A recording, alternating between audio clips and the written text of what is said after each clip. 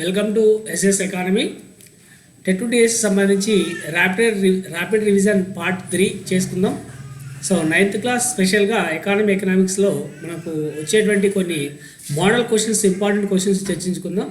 So చాలా important, మనకు మొత్తం 9th క్లాస్ కవర్ చేస్తూ ఎకనామిక్స్లో ఉన్న టాపిక్లు కవర్ చేస్తూ సో మొత్తం క్వశ్చన్స్ తీసుకోవడం జరిగిందండి. సో ఆ మోడల్ క్వశ్చన్స్లో మనం ఆన్సర్స్ రాబట్టుకుందాం, విశ్లేషించుకుందాం ఎట్లా రావడానికి అవకాశం ఉంది, ఈ మధ్య కాలంలో ఎగ్జామ్లో ఏ విధంగా వస్తుందని చెప్పి చర్చించుకుందాం. రైట్.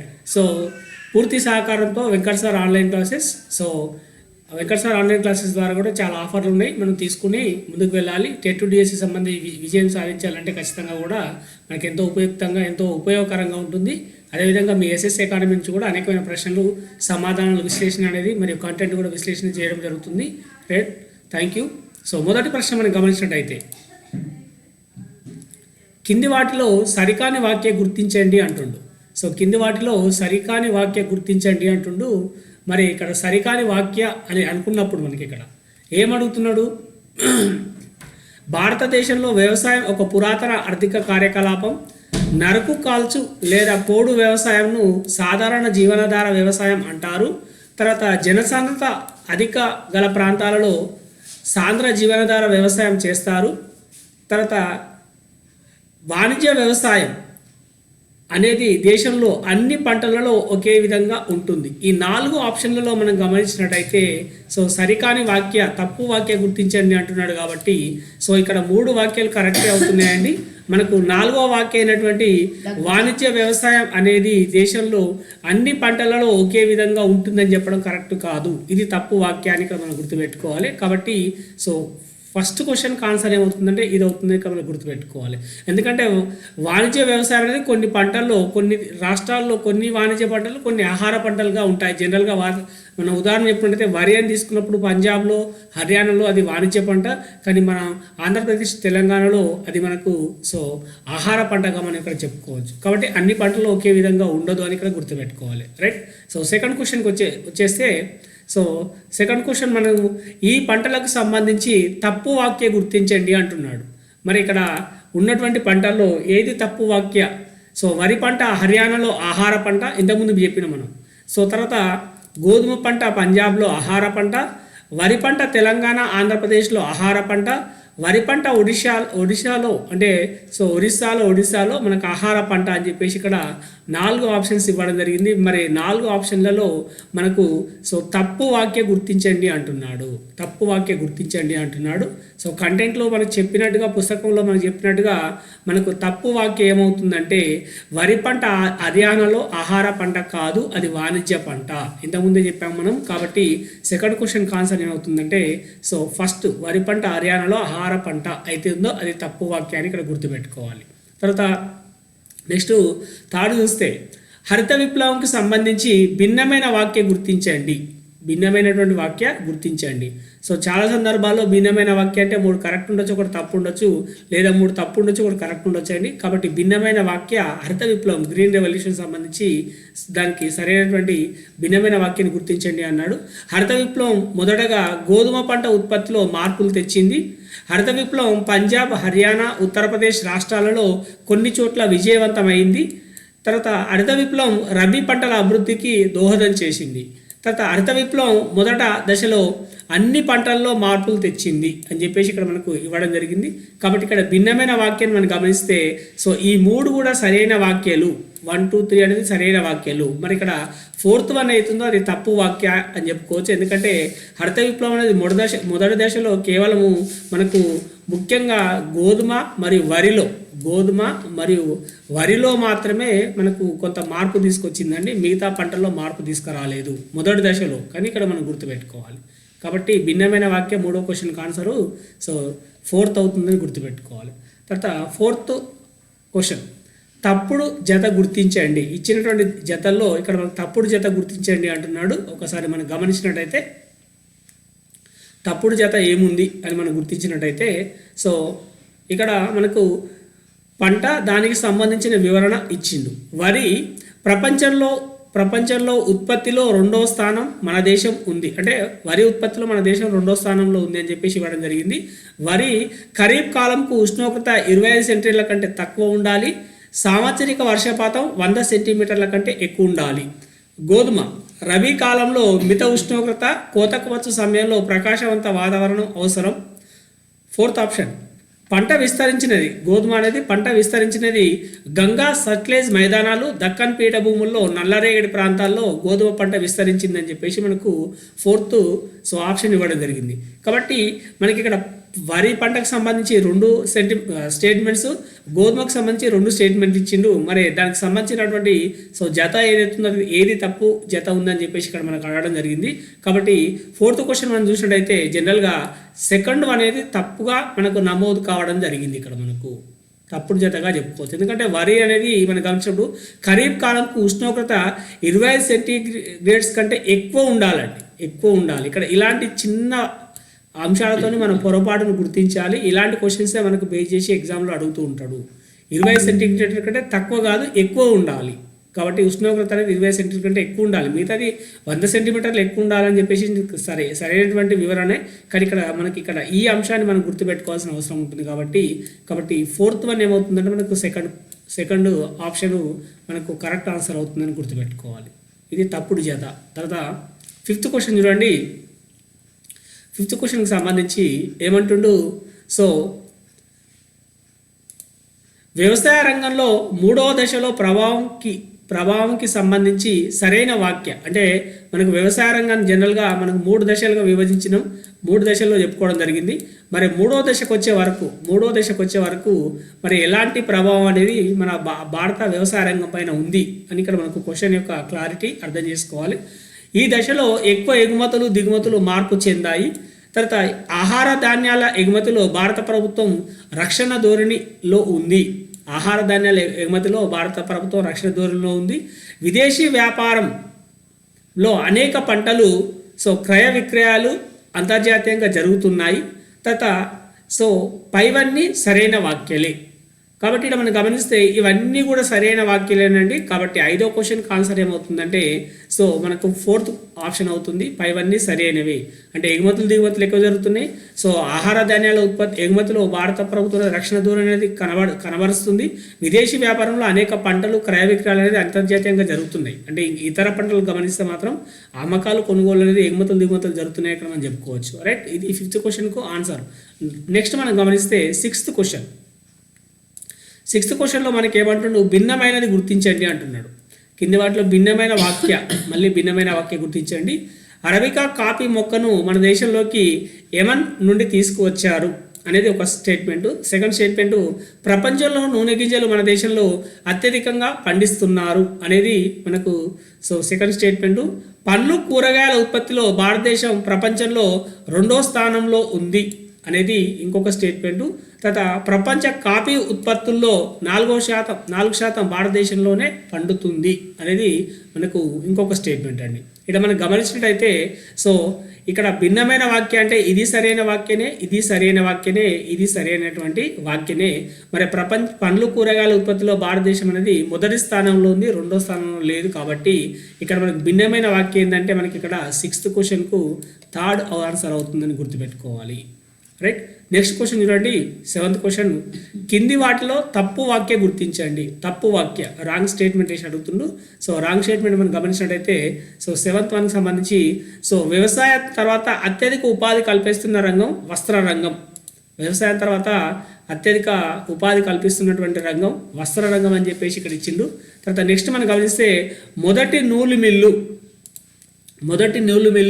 1854లో ముంబైలో స్థాపించారు. తర్వాత జనపనార మిల్లు అధికంగా పశ్చిమ బెంగాల్లో ఉన్నాయి. తర్వాత జనపనార ఎగుమతిలో మన దేశం ప్రథమ స్థానంలో ఉన్నది. కాబట్టి ఇక్కడ తప్పు వాక్య గమనిస్తే ఇక్కడ 4th ఇవన్నీ కూడా సరైనటువంటి వాక్యాలు. మనకు 4th మనం చూసినట్టయితే జనపనార ఎగుమతిలో మన దేశం కాదండి, బంగ్లాదేశ్ మొదటి స్థానంలో ఉంది. ఏ దేశం ఉందంటే బంగ్లాదేశ్ అనేది మొదటి స్థానంలో ఉంది. కాబట్టి ఇక్కడ 4th వాక్య అనేది ఇక్కడ తప్పు వాక్య. ఇది మనం గుర్తుపెట్టుకోవాలి 7th క్వశ్చన్కు. తర్వాత 8th క్వశ్చన్ చూడండి. 8th క్వశ్చన్లో మనం గమనించినట్టయితే కింది వాటిలో మళ్ళీ తప్పు వాక్య అడుగుతున్నాడు. కింది వాటిలో మళ్ళీ తప్పు వాక్య ఏమిటని అడుగుతున్నాడు. ఒకసారి తప్పు వాక్యం మనం గమనించినట్టయితే హరిత విప్లవం అనేక పర్యావరణ సమస్యలకు దోహదం చేసింది. భారత ఆహార సంస్థ కనీస మద్దతు ధరను నిర్ణయిస్తుంది. తర్వాత విదేశీ వ్యాపారం వలన మన దేశ రైతులు తమ ఉత్పత్తులు అధికంగా అమ్మడం వలన లాభపడుతున్నారు.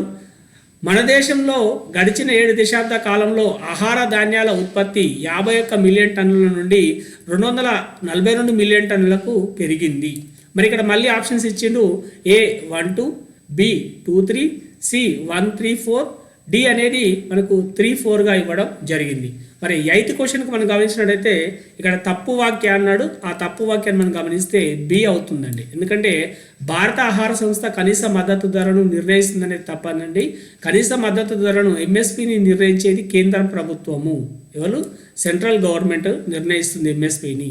మరి విదేశీ వ్యాపారం వల్ల మన దేశ రైతులు తమ ఉత్పత్తులు అధికంగా అమ్మడం వలన లాభపడుతున్నారు. లేదండి, తమ ఉత్పత్తులు అమ్మడం వల్ల లాభపడడం లేదు. సో ఇంకా మన దిగుమతులు పెరుగుతున్నాయి కాబట్టి కొంచెం నష్టాల్లో ఉన్నామని ఇక్కడ మనం చెప్పుకోవచ్చు. కాబట్టి సెకండ్, థర్డ్ అనేది తప్పు వాక్య అని ఇక్కడ మనం గుర్తుపెట్టుకోవాలి. రైట్. నెక్స్ట్ మనం గమనిస్తే సిమెంట్ పరిశ్రమకు సంబంధించి సో భిన్నమైన వాక్య గుర్తించండి అన్నాడు.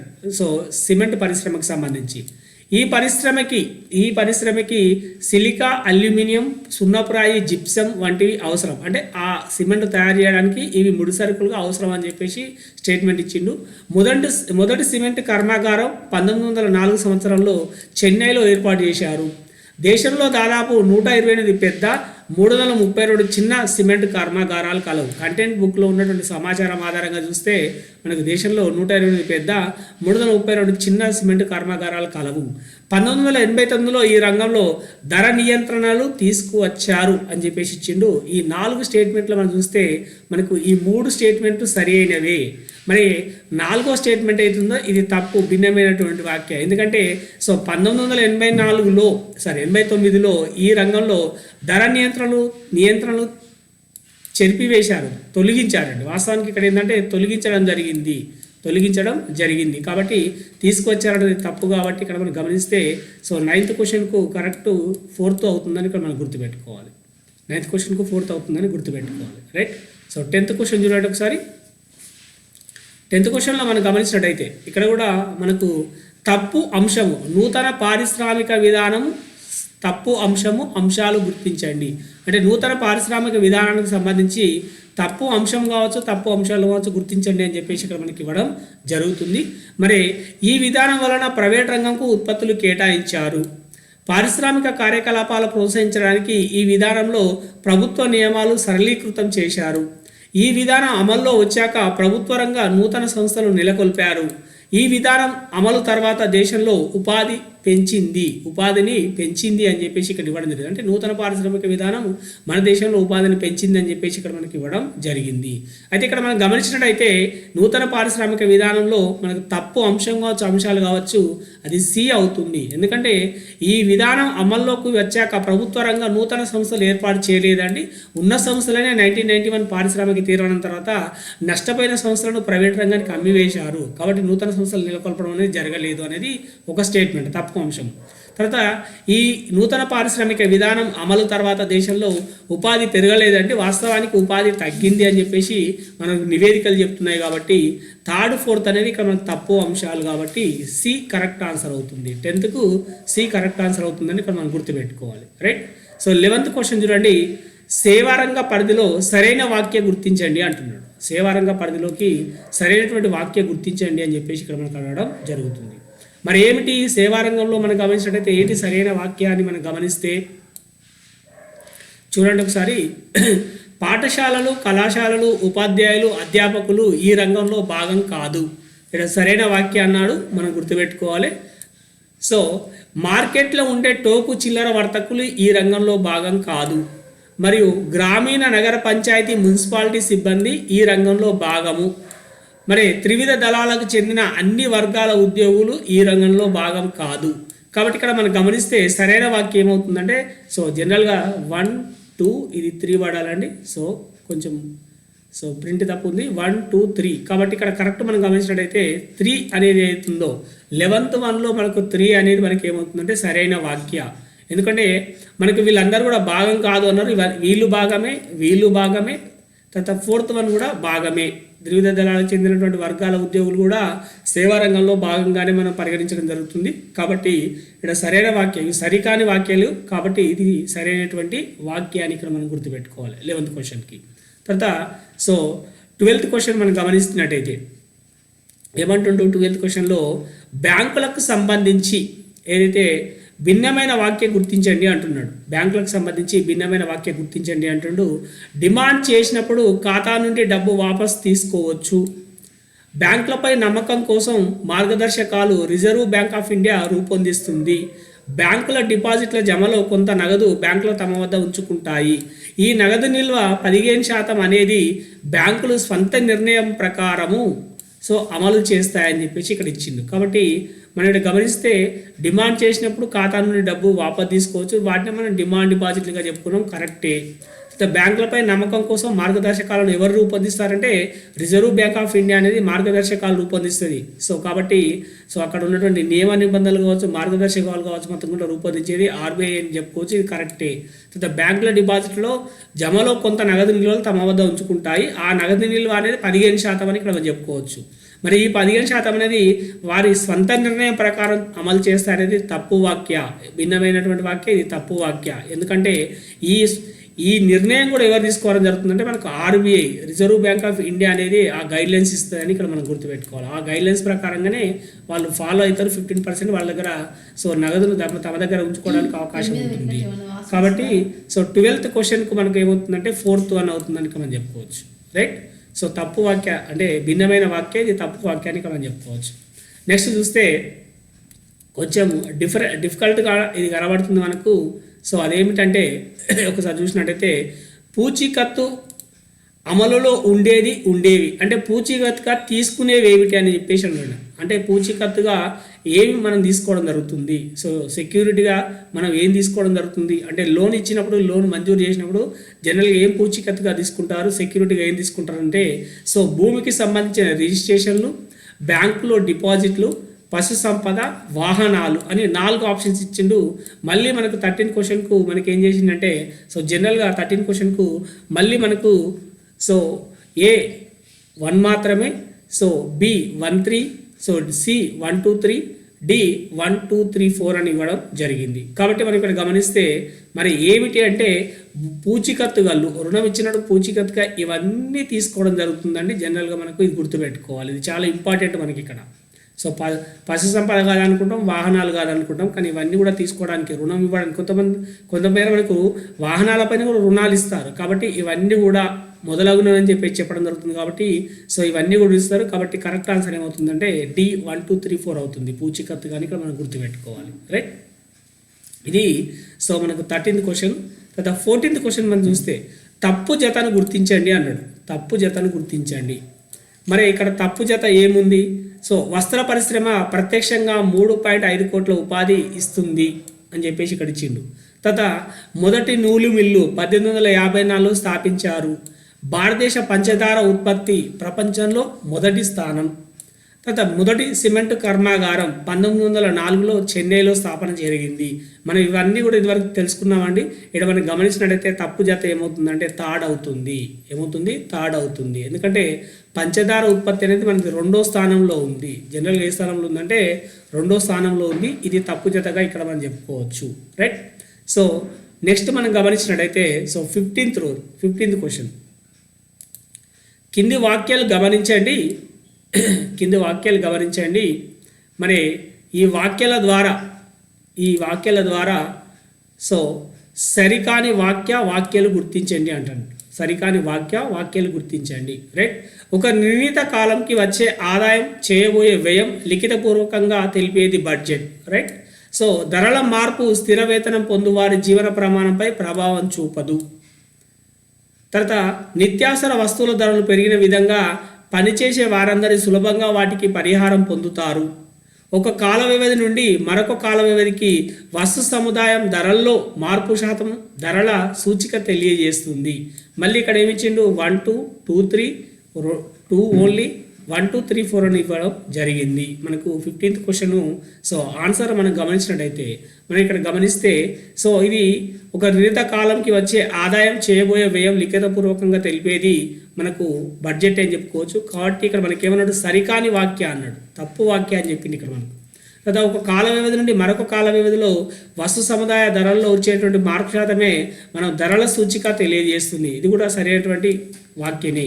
మరి ఈ రెండు కూడా సరికాని వాక్యాలు. ఎందుకంటే ధరల్లో మార్పు స్థిర వేతనం పొందే వారి జీవన ప్రమాణంపై ప్రభావం చూపదు అంటాడు. ఖచ్చితంగా స్థిర వేతనం పొందే వారిపైన ధరల్లో మార్పు అంటే ద్రవ్యోల్బణం అనేది మార్పు అనేది ఖచ్చితంగా చూపిస్తుంది అనేది ఇక్కడ మనం గుర్తుపెట్టుకోవాలి. అదేవిధంగా ద్రవ్యోల్బణం అనేది నిత్యావసర వస్తువుల ధరలు పెరిగిన విధంగా పనిచేసే వారందరూ సులభంగా వాటికి పరిహారం పొందుతారు. అంటే వాళ్ళు అందరూ కూడా డిఏ అనేది పొందరు. డిఏ అనేది పొందరు, కరువు భత్యం పొందుతారని చెప్పేసి ఇచ్చిండు. వాస్తవానికి దీన్ని మనం కరువు భత్యం అంటాం. అందరూ పొందరండి, కేవలం ప్రభుత్వ ఉద్యోగులు మాత్రమే ఎక్కువ మటుకు డిఏ పొందడానికి, కరువు భత్యం పొందడానికి మనకు అలవెన్స్ పొందడానికి అవకాశం ఉంటుంది. కాబట్టి కరెక్ట్ ఆన్సర్ ఏమవుతుందంటే బి అవుతుంది. 2 3 అనేది ఇక్కడ సరికాని వాక్య. రైట్, ఇలాంటివి జాగ్రత్తగా మనం చూసుకోవాల్సిన అవసరం ఉంటుంది. రైట్, నెక్స్ట్ 16th క్వశ్చన్ చూడండి. 16th క్వశ్చన్ మనం గమనించినట్టయితే ఏమంటుండు 16th క్వశ్చన్లో,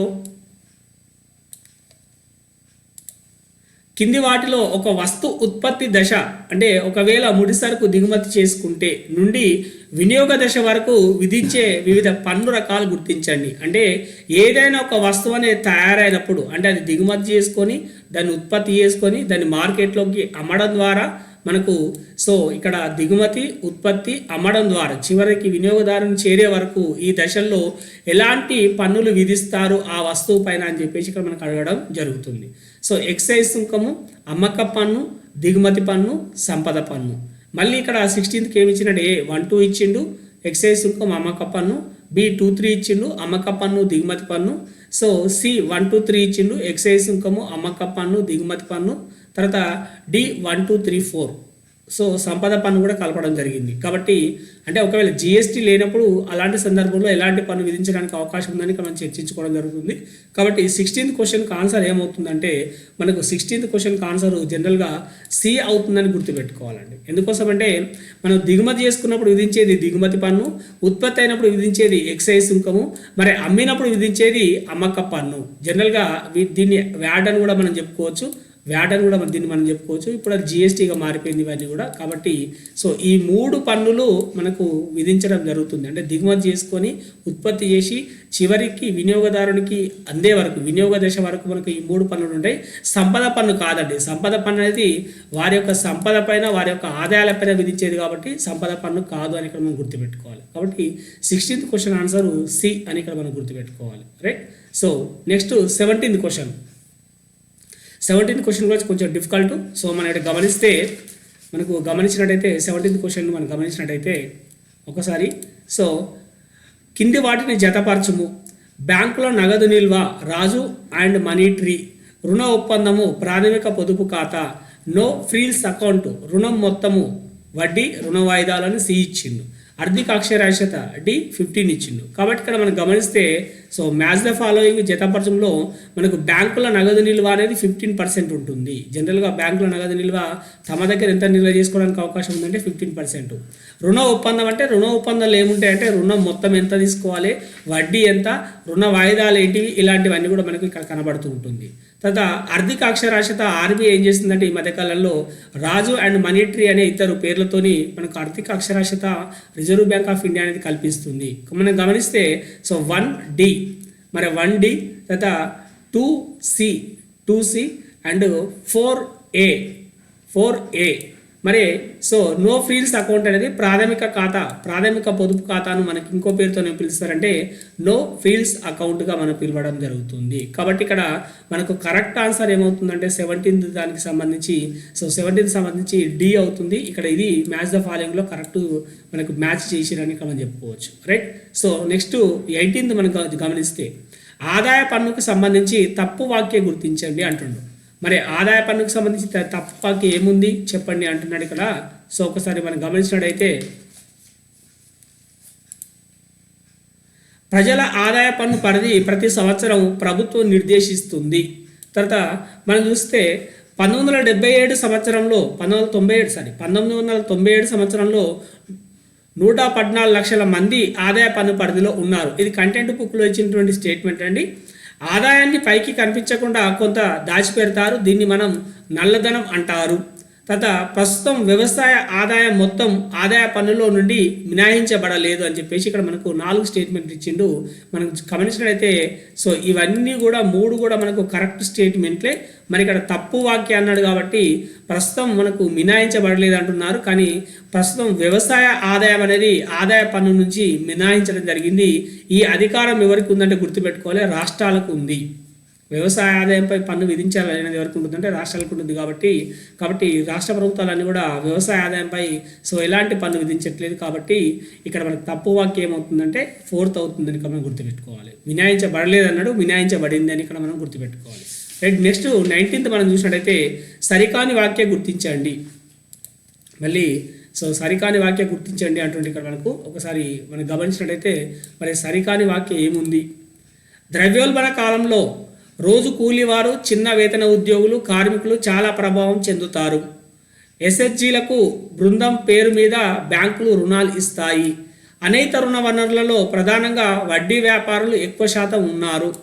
నియత రుణ వనరులలో ప్రధానంగా స్నేహితులు ఎక్కువ శాతం ఉన్నారు. కాబట్టి సరికాని వాక్య అంటున్నాడు. కాబట్టి మొదటిది కూడా సరైన వాక్యనే, ఎందుకంటే రోజు కూలీవారు, చిన్న వేతన ఉద్యోగులు, కార్మికులు చాలా ప్రభావం చెందుతారు ద్రవ్యోల్బణ కాలంలో. కదా బ్యాంకులు రుణాలు అనేటివి ఎస్హెచ్జి యొక్క బృందం పేరు మీదనే ఇస్తాయి. వ్యక్తిగతంగా ఆ బృందంలోని సభ్యులకు ఒక్కొక్కరికి ఇవ్వవదండి. నాకు తెలుసు బృందం పేరు మీదనే మనకి ఇవ్వడం జరుగుతుంది. అనేక రుణ వనరులలో మనకు ప్రధానంగా వడ్డీ వ్యాపారులు ఎక్కువ కనపడుతూ ఉంటారు. ఇది కూడా సరైనటువంటి వాక్యనే. మరి ఇక్కడ సరికాని వాక్యం ఏంటంటే నియత రుణ వనరు అన్నప్పుడు సో ఇన్స్టిట్యూషనల్ లోన్స్ అనేటివి మనకు జనరల్గా స్నేహితులు ఇచ్చేది కాదండి. జనరల్గా బ్యాంకులు, సహకార సంస్థలు లేదా విత్త సంస్థలు ఇస్తాయి. కాబట్టి ఇక్కడ మనం గుర్తుపెట్టుకోవాలి. సో కాబట్టి ఇక్కడ తప్పు వాక్య, సరికాని వాక్యం ఏంటంటే 4th one అవుతుందని మనం గుర్తుపెట్టుకోవాలి. రైట్. నెక్స్ట్ 20 క్వశ్చన్కి సంబంధించి మనం గమనించినట్టయితే సో 20 క్వశ్చన్ సంబంధించి ఏమడుతుంది క్వశ్చను, కింది వాక్యాలు గమనించండి, భిన్న వాక్యాలు గుర్తించండి అన్నాడు ఇక్కడ మనకు. సో విలువ ఆధారిత పన్ను, సేవా పన్ను, దిగుమతి సుంకం, ఆదాయ పన్ను అని చెప్పేసి ఇక్కడ ఇచ్చిండు. మనకు 25 మనం గమనించినట్టయితే సో భిన్నమైనటువంటి వాక్యాలు విలువ ఆధారిత పన్ను అనేది, సేవా పన్ను అనేది మరియు దిగుమతి సుంకం అనేది. సో ఇవి అన్నీ కూడా మనం గమనించినట్టయితే ఇవన్నీ కూడా గమనిస్తే ఇవి మనకు పరోక్ష పన్నులు అని గుర్తుపెట్టుకోవాలి.